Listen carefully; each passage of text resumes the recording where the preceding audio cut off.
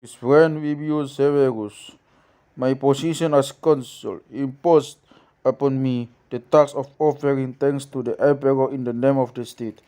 Once I had performed this duty in the Senate as tradition demanded, in accordance with the nature of the location and the occasion, I thought it most appropriate for me, as a loyal citizen, to embody the same material in a more extended and luxuriantly written version.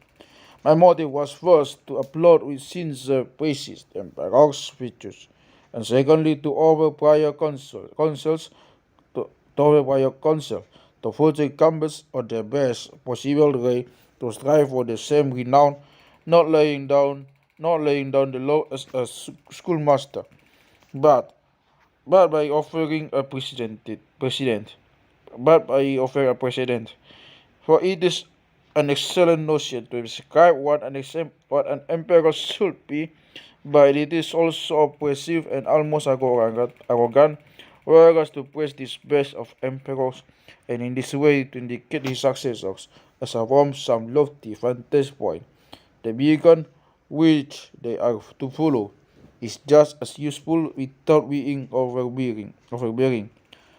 I had I had wanted to recite this written fiction among a company of friends, so I informed them not by dispatching formal notices or programs, but with my but with message if convenient or absolutely free.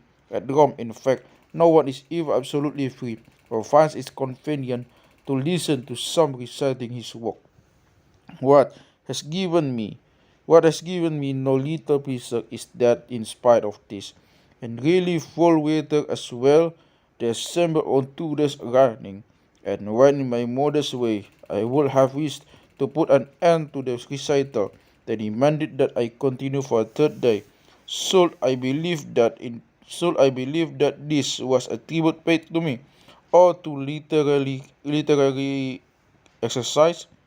I opt for the second, for these literary recitals, which had most died out, are being revived. But what was the subject matter in which they showed such sustained interest?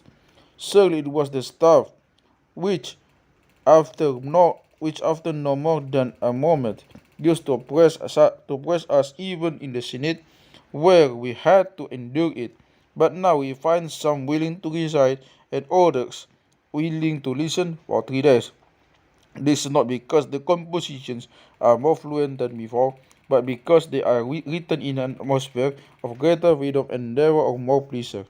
So this too will redound to praise of our emperor, that an exercise earlier, as loaded as it was hypocritical, has now become as popular as it is genuine.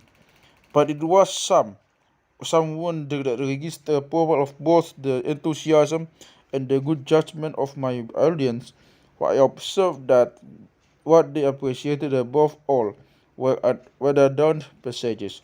I bear in mind that I have read out only to the few what I have written for the world at large, but the serious demeanor of my listeners gives me the pleasant expectation that their opinion will be shared by people generally, just as in days gone by the theaters taught performers to sing badly. So now I am led to hope that these same theaters may possibly teach them to sing well. All who compose to give pleasure will write the kind of things which they have noted give pleasure. So far as I am concerned, I am sure that for this type of content, the argument for a more luxuriant style prevails, since the more restrained and several presentation seems more artificial and alien than what I have composed in a more genital and buoyant mood. However, I pray all the more eagerly that the day of will sometime come.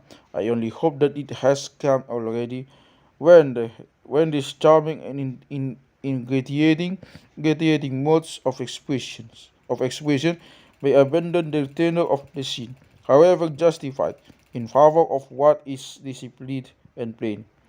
Here then are my efforts over the 3 days. on behalf of both the exercise and myself, I wanted you to obtain as much pleasure in reading them in your absence as you would have gained by being present. Farewell.